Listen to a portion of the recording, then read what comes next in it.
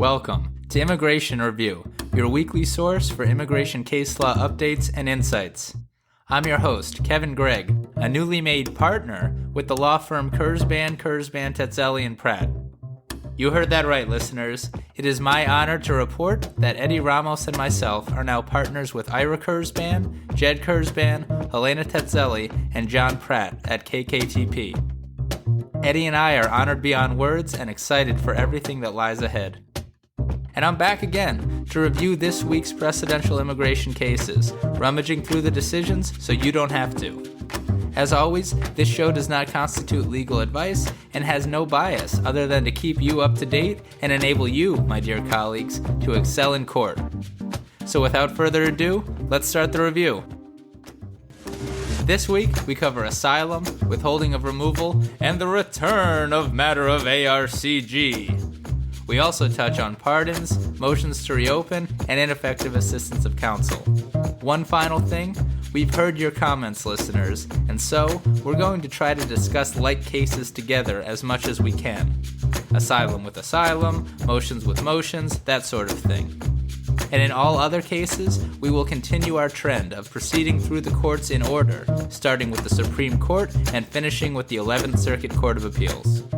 Now off to the first case.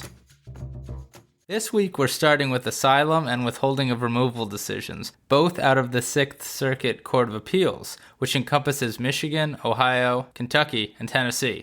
These are the podcast's first cases out of the 6th Circuit, and the Midwest has given us some excellent decisions for asylum seekers. First up is Guzman Vazquez v. Barr, published on May 18, 2020.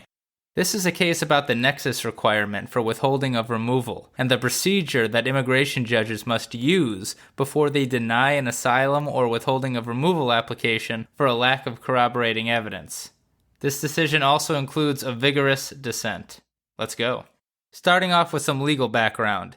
Withholding of removal is a form of immigration relief that historically has been nearly identical to asylum. The difference is, while asylum only requires that an applicant show a 10% chance of persecution if he is deported to his country, withholding of removal requires a 51% showing. In other words, that the applicant will more likely than not be persecuted if deported. As we've discussed in past episodes, persecution has a legal definition and requires a sufficiently high level of harm. But additionally, to qualify for both asylum and withholding of removal, the feared harm must be on account of one of the 5 protected grounds at immigration law. This link between the feared harm and a protected ground is called the nexus requirement, and the 5 protected grounds at immigration law are race, religion, nationality, political opinion, or membership in a particular social group, also known as a PSG. So again, to qualify for asylum or withholding of removal, an applicant must fear harm due to one of these 5 reasons. And it's the applicant's burden to show that he or she meets the requirements for asylum or withholding of removal. One other thing, even if an applicant testifies credibly in court, an immigration judge can still deny an application for lack of additional corroborating evidence. This case concerns what an IJ must do before denying an asylum or withholding of removal application based on a lack of corroborating evidence. The 6th Circuit's decision is pretty long and fact-intensive, so we're going to skip over the facts and procedural history. But the holdings are very important, and there are 3 of them. First, the 6th Circuit held in this case, consistent with other circuits, that an immigration judge, quote, may not require corroborative evidence without giving an applicant an opportunity to explain its absence, end quote. Put another way, an IJ can't deny an asylum or withholding of removal application based on a lack of corroborating evidence without first giving the applicant an opportunity to explain the absence of the evidence. The 3rd and 9th Circuit Courts of Appeals have previously agreed with this holding. But they go even further by requiring that the immigration judge inform the non-citizen, quote, of what type of corroboration will be expected, end quote. That standard comes from the Chukwu decision in the 3rd Circuit and the Wren decision in the 9th Circuit. The 6th Circuit doesn't go this far, and it can't. Its 2015 decision, Gay v. Lynch, prevents it from doing so. Moving on to the second holding, staying with corroboration. The 6th Circuit held that if the applicant explains why the evidence is not reasonably available, An IJ can't deny the asylum or withholding of removal application for lack of corroboration. But what does not reasonably available actually mean? Well, in this case, the non-citizen explained that he could not get affidavits from his family in Mexico because he had limited communication with them, that communication is difficult in the part of Mexico where they live, and that one of the witnesses is illiterate. According to the Sixth Circuit, these explanations were sufficient to show that the evidence was not reasonably available to the applicant. Relatedly, the Sixth Circuit seems to hold at footnote 7 that if communication is overly difficult, thereby making corroborating evidence not reasonably available, a non-citizen doesn't even have to try to obtain the corroborating evidence. So that's pretty interesting. So those are the two corroboration holdings. Now to the Sixth Circuit's final holding, the grand finale, so to speak. The Sixth Circuit held that to obtain withholding of removal, an applicant does not need to establish that a protected ground is a central reason for the persecution feared, but just that a protected ground is a reason. Let me break that down a bit. Recall, the nexus requirement for asylum and withholding of removal mandates that an applicant fear harm, quote, on account of one of the 5 protected grounds. But what does on account of mean? What happens, say, when an applicant fears persecution for multiple reasons? How do we determine whether the fear is on account of one of the 5 grounds? Congress answered this question a bit in the asylum statute itself, requiring that a protected ground be, quote, one central reason, end quote, for the persecution feared. So, for example, if an applicant fears harm in a country for both religious and purely criminal reasons, but the purely criminal reasons are the overwhelming reason for the fear, the applicant likely isn't eligible for asylum. That's kind of what one central reason means. But the withholding of removal statute at INA section 241b3c does not contain the one central reason language. Rather, it merely requires that a protected ground be, quote, a reason, end quote. Congress didn't explain the difference between these two standards, but we know that a reason is easier to prove than a central reason. Based on the statute's text, the Sixth Circuit held in this case that the one central reason standard does not apply to withholding of removal. Therefore, the nexus requirement for withholding of removal is easier to satisfy than the nexus requirement for asylum. Because again, asylum requires that the protected ground be one central reason for the feared harm. Withholding requires just that it be a reason. All of this, despite the fact that the probability of harm required for withholding, 51%, is much more difficult to satisfy than in asylum cases.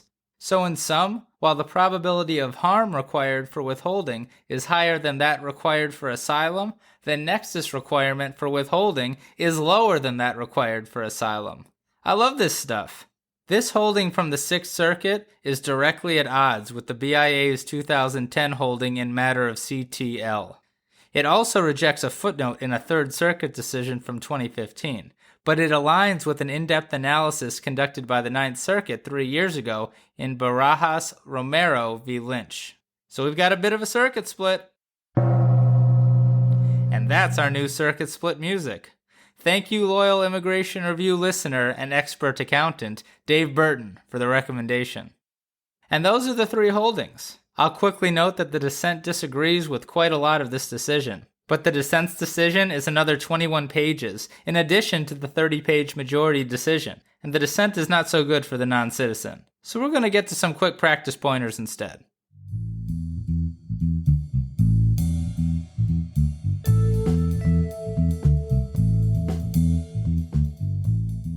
First, returning to corroboration. As the Sixth Circuit notes, no circuit has held that an IJ may rule against an asylum or withholding applicant for failing to provide corroborating evidence when the applicant has not at least had the chance to explain the absence of the evidence. So practitioners, take notes at individual hearings, make sure the IJ gives your client a chance to explain, and make sure your clients are prepared to explain why the evidence is missing. This case can also be cited, at page 14 to be precise, for the proposition that non-citizens in immigration court are not expected to recall all details, or even material details, of events that happened when they were children, in this case when the non-citizen was 14 years old. And of course, if non-citizens are not expected to recall such information, a failure to recall information from childhood should not form the basis of an adverse credibility decision either. Turning briefly to particular social groups, an issue we're going to dive deeper into with the next case. The IJ and the BIA accepted the PSGs in this case defined as 1. Male relatives of respondent's biological father, and 2. Children born to respondent's mother and biological father. So keep making your family-based PSGs, practitioners. And finally, on a bit of a personal note, I've already used this case in a brief to ensure, at the very least, that certain legal issues are preserved for appeal. So thank you, Petitioner's Counsel. And that is Guzman Vazquez v. Barr.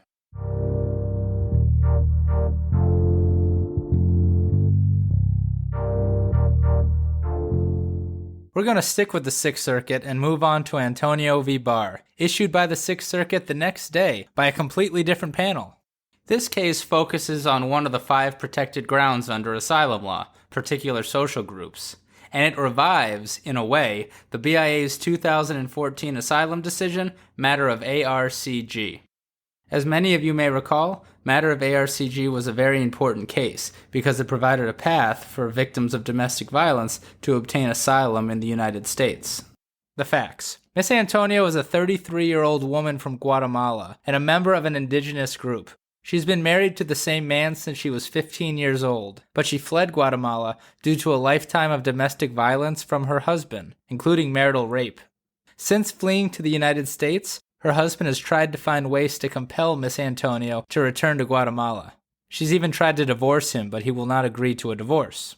In June of 2015, she sought asylum, asserting that the abuse she suffered in Guatemala rose to the level of persecution, and that it occurred on account of her membership in the particular social group defined as married indigenous women in Guatemala who are unable to leave their relationship. The immigration judge found that Miss Antonio had suffered past persecution and that her PSG was cognizable under the BIA's 2014 case, matter of ARCG, which held that the nearly identical group, married women in Guatemala who are unable to leave their relationship, is a particular social group at immigration law. However, the immigration judge then found, primarily because Miss Antonio had physically left her relationship and fled to the United States, that her conditions had fundamentally changed, that she was no longer in the group, married indigenous women in Guatemala who are unable to leave their relationship, and that she no longer had a well-founded fear of persecution on account of that reason. The BIA affirmed the IJ's decision in May 2018 and also held that because Miss Antonio had obtained a restraining order against her husband in Guatemala, the Guatemalan government was able and willing to protect her, meaning that Miss Antonio could not satisfy another requirement under asylum law. Miss Antonio appealed to the Sixth Circuit. During the appeal, as many of you know, then Attorney General Jeff Sessions vacated matter of ARCG in his 2018 decision, matter of AB. I know, lots of letters in immigration law. With matter of AB, the Attorney General made it very, very difficult, if not almost impossible, for victims of domestic violence to obtain asylum in the United States. And so, after matter of AB, Miss Antonio's particular social group is likely no longer recognized under immigration law. Matter of AB, therefore, might have destroyed Miss Antonio's appeal. But it didn't. And here's why. And a quick warning, this is about to get a bit technical. Under immigration law, the Attorney General can issue his or her own decisions, vacating binding BIA decisions like matter of ARCG. Crazy, I know. Attorney General Sessions did this when he issued matter of AB. Because the ARCG decision was vacated by the time Miss Antonio's case reached the Sixth Circuit could have sent the case back to the BIA, which likely would have ended Miss Antonio's case. But the Sixth Circuit didn't do that, largely because a district court judge in Washington, D.C. abrogated matter of AB shortly after it was issued, in the case Grace v. Whitaker. In the Grace case, the district court judge held that Attorney General Sessions' reasoning violated the law. Now, the Grace case didn't bind the Sixth Circuit, and in any event, the Grace decision is now pending on appeal at the D.C. Circuit. But, and here's the important part, The Sixth Circuit in Miss Antonio's case found the reasoning in Grace v. Whitaker, quote, persuasive, and held that because of the Grace decision, matter of ARCG, quote, likely retains precedential value, end quote.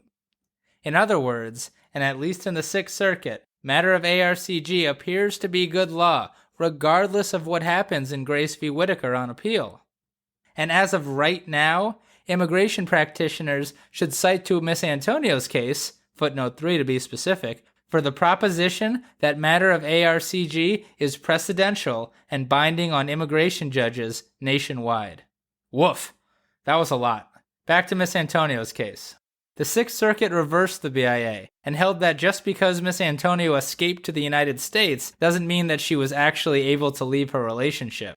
For that and other reasons, the Sixth Circuit held that Miss Antonio is still part of her particular social group. Conditions have not fundamentally changed, and she is eligible for asylum.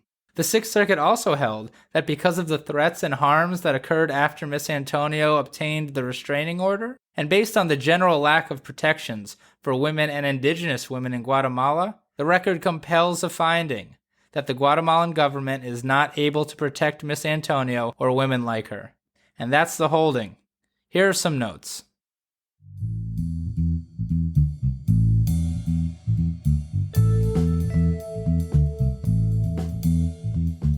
There are excellent quotes throughout this case, applicable to many asylum cases from Central America. Here's one. Quote, the abuse arose within the broader context of systemic violence, harassment, and subordination of indigenous Mayan women in Guatemala. End quote. Here's another one. When determining whether harm rises to the level of persecution, quote, the critical factor is the overall context in which the harmful conduct occurred. End quote. So put another way, the critical factor is not how often the harm occurred, or whether the harm was physical in nature. Lots of room for legal maneuvering with that standard for persecution. Another interesting note about this case, some of the domestic violence and past persecution in this case actually occurred in the United States, during a prior trip Miss Antonio took with her husband many years prior. Whether an asylum claim can be based in part on harm that occurs in the U.S. seems to be an interesting legal question. And finally, one big note about humanitarian asylum from this case. Humanitarian asylum is like asylum, but it's often reserved for situations where an individual has suffered overly severe or atrocious harm in the past, and the applicant doesn't necessarily have a fear of persecution in the future. Miss Antonio didn't actually request humanitarian asylum before the IJ, but the Sixth Circuit held that didn't matter, because, agreeing with the First Circuit, humanitarian asylum is not, quote, a distinct form of relief, end quote. In other words, at least in the Sixth and the First Circuits, an IJ must consider humanitarian asylum even if it's not raised by the applicant. Failure to do so would appear to be grounds for remand. And that's Antonio v. Barr.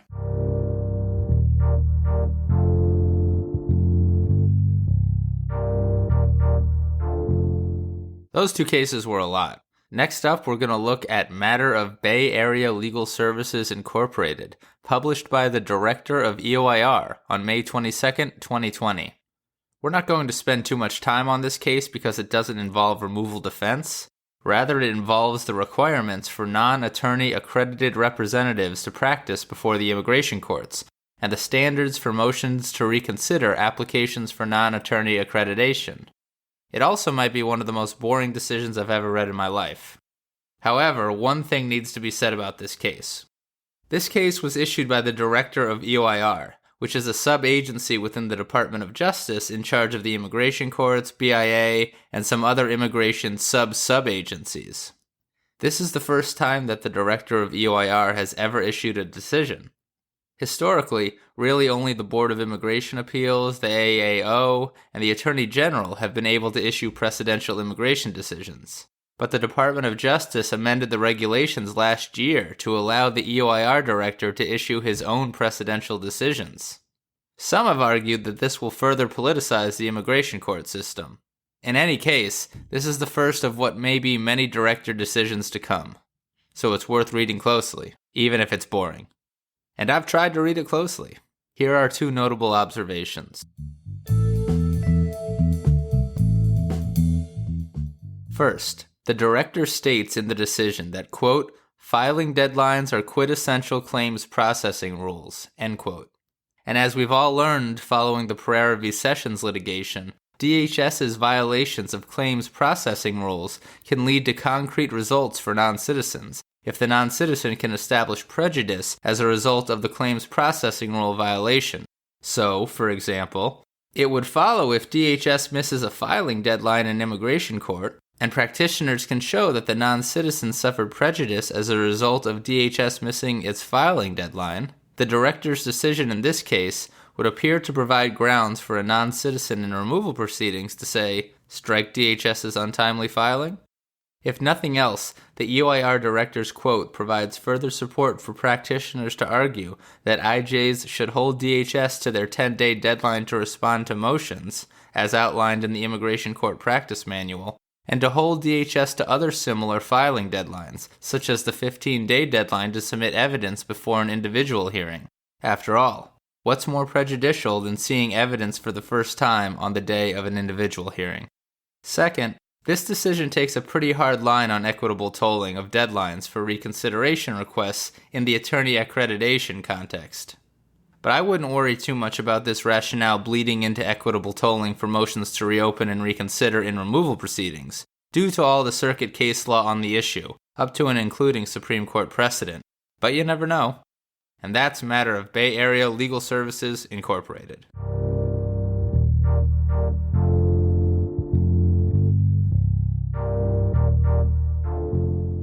Next up is a case out of the First Circuit, Thompson v. Barr, published on May 21, 2020.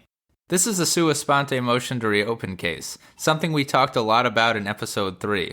But this case is also about pardons. And indeed, there aren't that many recent immigration pardon cases in existence. You're in for a treat, listeners. Mr. Thompson is a lawful permanent resident who's been fighting his removal case forever. He's even subject to another published First Circuit decision from 2015, where the court held that Mr. Thompson had not derived U.S. citizenship from his father. In removal proceedings, he was found removable based on a 2001 conviction, which an immigration judge determined was a crime involving moral turpitude, a CIMT Mr. Thompson had committed within 5 years of receiving his LPR status. That made him removable. Mr. Thompson appealed, and in 2018, pro se without an attorney, Mr. Thompson filed an untimely motion to reopen with the Board of Immigration Appeals, urging the BIA to reopen proceedings sua sponte, because the Connecticut Board of Pardons and Paroles had granted him a pardon for his 2001 conviction. Accordingly, Mr. Thompson intelligently argued, without the assistance of an attorney, that he was no longer removable, because under INA Section 237A2A VI, an LPR cannot be removed for most criminal activity if he's received a, quote, full and unconditional pardon by the President of the United States or by the Governor of any state, end quote. The BIA denied Mr. Thompson's motion, finding that, because the Connecticut Board of Pardons and Paroles is, quote, a legislatively derived body, end quote, rather than an executively derived body, and Mr. Thompson's pardon didn't come from the Connecticut governor, his pardon doesn't count at immigration law.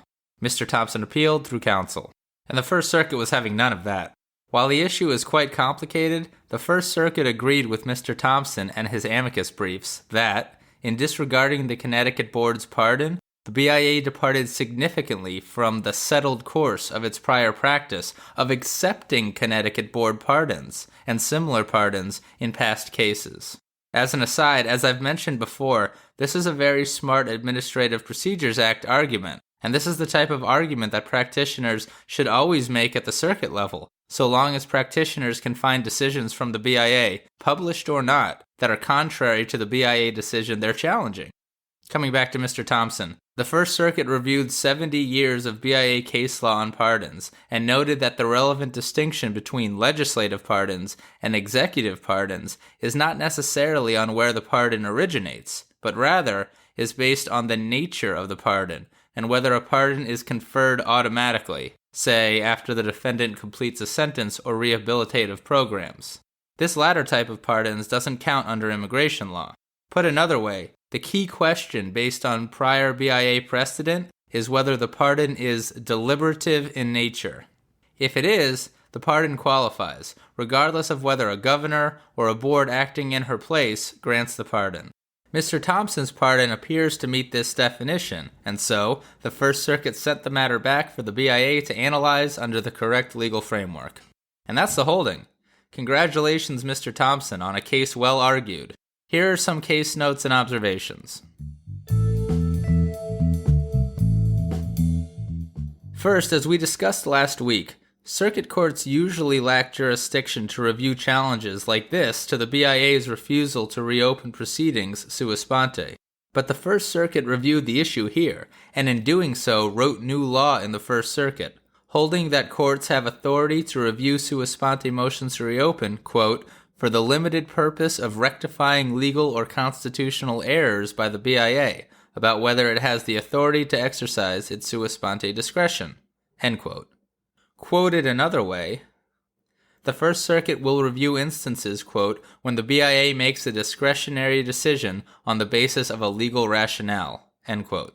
So that's your standard First Circuit practitioners, and this standard is similar to that used in the majority of circuits. Go forth and reopen. Also, this decision is a primer on circuit court jurisdiction and the history of pardons at immigration law. So put it in the new edition of your book, EOIR Kurzban.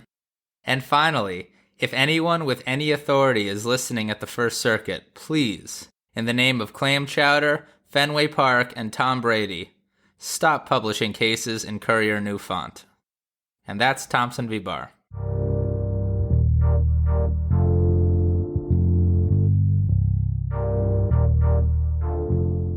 Finally, we come to the end, our last case, a short case out of the Seventh Circuit, Alvarez-Espino v. Barr. This case is about ineffective assistance of counsel. Mr. Alvarez hired an attorney to represent him in removal proceedings. Mr. Alvarez's attorney failed to realize that Mr. Alvarez likely qualified for a U visa because he had helped police prosecute a robbery many years prior. A U visa is for non-citizens who assist police. If police certify that a non-citizen has assisted or may assist in a criminal investigation or prosecution, and if the non-citizen meets other criteria, non-citizens like Mr. Alvarez can receive U visas and remain in the United States, and eventually they can obtain lawful permanent resident status. But Mr. Alvarez's attorney did not realize that Mr. Alvarez was eligible, and so the attorney applied only for non-LPR cancellation in immigration court. The IJ denied the relief because the attorney failed to submit sufficient evidence over the course of about 3 years. Also, the IJ found Mr. Alvarez ineligible for non-LPR cancellation as a matter of law under the Good Moral Character statute because Mr. Alvarez had spent over 180 days in prison for a probation violation. So Mr. Alvarez probably was not eligible for non-LPR cancellation anyway. Mr. Alvarez appealed, and the case was remanded for the immigration judge to consider only voluntary departure, another form of relief that would require Mr. Alvarez to leave the United States. On remand, a new attorney realized that Mr. Alvarez was likely eligible for a U visa, and she applied for a U visa with USCIS. But it was too late. The immigration judge denied Mr. Alvarez's request for a continuance because Mr. Alvarez had had years to pursue a U visa.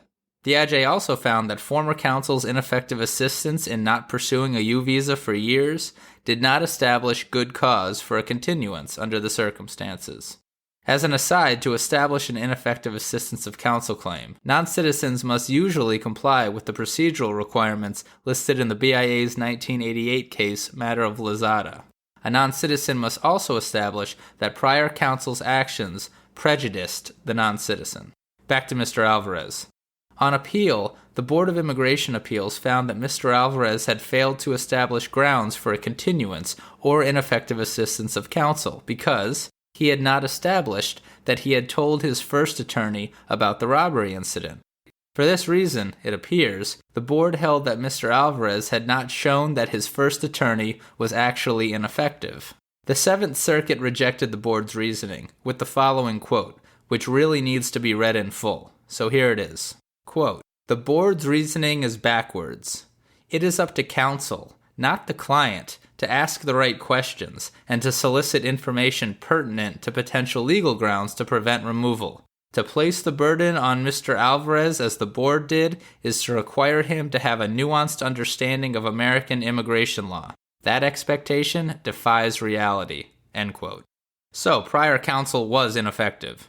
Unfortunately for Mr. Alvarez, however, the Seventh Circuit held that he could not establish the necessary prejudice required to establish an ineffective assistance of counsel claim because, and this is pretty rough, Mr. Alvarez can pursue his U-visa application with USCIS whether he's in the United States or not. If the U-visa is approved while he's in another country, Mr. Alvarez may, with the right legal maneuvering, be able to return to the United States. So, according to the Seventh Circuit, he's not prejudiced by the fact that he might be deported. The law can be harsh. And that's the case. One final note. Mr. Alvarez also alleged that removal proceedings should have been terminated because his notice to appear did not have the date and time of his initial hearing. This argument has some traction in the Seventh Circuit because of its decision Ortiz-Santiago v. Barr from last year. However, to succeed on that claim, Mr. Alvarez must show a different kind of prejudice, this time that he was prejudiced by the deficiency in the notice to appear. He could not establish prejudice, according to the Seventh Circuit, because he appeared at his immigration court hearing once he received a notice of hearing. So this begs the question, what, short of an in absentia order of removal, will meet the Ortiz-Santiago prejudice standard required to terminate removal proceedings based on a deficient NTA? Only time and creative legal arguments will tell. And that's Alvarez-Espino v. Barr. So there you have it. You're all caught up with last week's published immigration decisions. I'm Kevin Gregg, a partner with the law firm Guzman, Tetzeli & Pratt, and this has been another episode of Immigration Review. Thank you for listening, and I hope you enjoyed it. If you did, please share it with a friend. Rate and review us. Each review helps new listeners find the show. And of course, subscribe to Immigration Review wherever you get your podcasts. In the words of listener Bud Toslin, quote, "Not subscribing is a CIMT," end quote. Thank you, Bud, and we couldn't agree more. For questions, comments, or anything at all, email me at kgreg@kktplaw.com. That's KGREGG@kktplaw.com. And follow us on Instagram and Facebook at Immigration Review, and send us a tweet at ImReview. That's IMM Review. I'll be back next Monday for a brand new discussion. Until then, I'm Kevin Gregg, bringing you the Immigration Review.